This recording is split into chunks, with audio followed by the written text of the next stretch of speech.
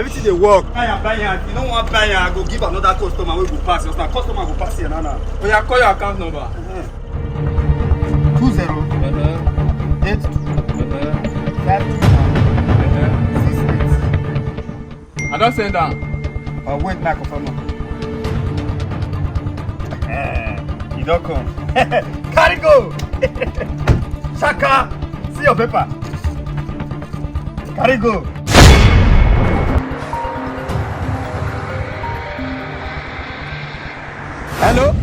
Hello, bros. I forgot to tell you that motor so the AC not dey work oh.